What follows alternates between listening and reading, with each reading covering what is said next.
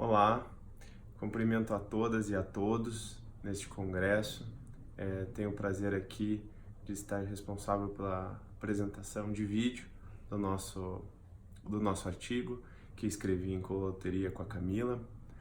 Nós dois somos mestrandos e esse estudo que a gente fez buscou analisar uma situação bem específica.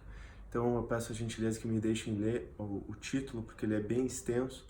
É a execução provisória da pena diante do estado de coisas inconstitucional do sistema carcerário brasileiro e a sua repercussão nas relações entre Brasil e comunidade europeia. Qual foi a nossa intenção aqui? Nós já temos algum tipo de pesquisa no sentido de problematizar as decisões do Supremo Tribunal Federal. A Camila tem feito isso com muita propriedade, analisando a questão da retórica jurídica do Supremo Tribunal Federal. Eu já costumo estudar políticas públicas, sobretudo na vertente da política criminal, porque a política criminal às vezes fica esquecida como uma política pública que merece avaliação, merece reflexão. Então nós conciliamos esses nossos dois estudos para formular essa ideia. E tentando explicar bem brevemente, dado o tempo que nos foi passado para essa missão, a principal ideia da evolução do pensamento foi o seguinte. Primeiro, nós avaliamos e pesquisamos sobre a decisão que declarou o sistema penitenciário brasileiro como um estado de coisas inconstitucional. Ou seja, desde a hora que foi elencado diversos princípios na nossa Constituição Federal de 88, deveria então o Executivo, aliado com outras políticas públicas, ter aprimorado nosso sistema penitenciário, para que todos os apenados, em qualquer que seja a sua fase de execução, tivessem seus direitos respeitados. A gente sabe que isso não é o que ocorre. Então, dado o decorrer de longo tempo, uma discussão, o Supremo veio então declarar que estava tudo errado. Tinha o estado de coisas inconstitucional decretado pela falência realmente das estruturas das penitenciárias.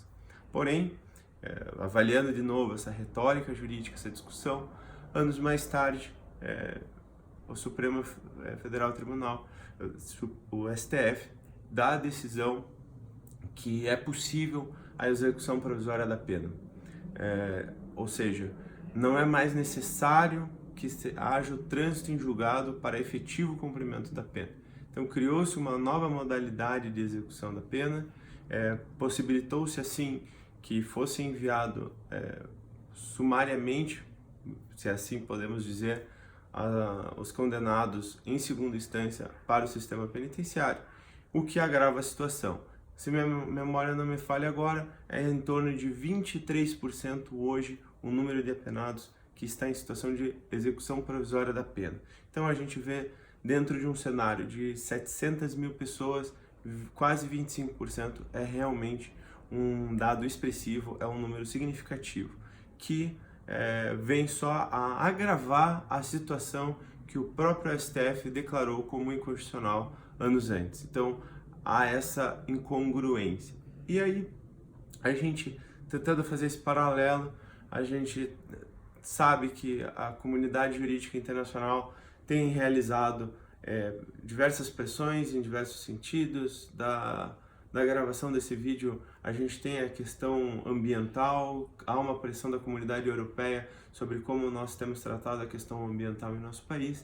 Então, claro, essa pressão foi exercida por conta do direito internacional, que cria cartilhas de proteção de direitos humanos, de proteção à sociedade. Então a gente resolveu pesquisar um pouco mais a fundo sobre como a União Europeia trata essa questão, como a Corte Europeia de Direitos Humanos trata essas questões do sistema penitenciário na Europa e como eles nos enxergam. Então a gente compreende que aliando nossos dois estudos e tentando puxar um pouco do estudo do direito internacional de direitos humanos, os sistemas internacionais de proteção aos direitos humanos, a gente começou a tentar fazer esse paralelo para perceber se há ou não algum tipo de alteração na relação entre o Brasil e a comunidade europeia, justamente por essa falha institucional. Afinal de contas, poderíamos aventar que os três poderes estão falhando com essa questão do sistema penitenciário, estão falhando com a execução da pena, a proteção do apenado, e o executivo não investe, e o judiciário dá essas decisões contraditórias que agravam agravam o que o próprio STF considerou como gravoso no Brasil, ou seja, há uma incongruência, talvez seja o caso de a nossa pesquisa talvez mostre que são certas decisões políticas por parte do judiciário, e claro que isso vai ter uma relação direta no sistema internacional. A gente já encontrou a questão do próprio sistema interamericano de direitos humanos, a Corte nos julgando, nos condenando pela situação carcerária brasileira, mas o propósito específico desse trabalho, desse artigo, é analisar como a União Europeia, como a Corte Europeia de Direitos Humanos avalia a nossa situação e como isso se relaciona com a nossa situação. Agradeço a atenção de todas e todos e bons estudos a todos.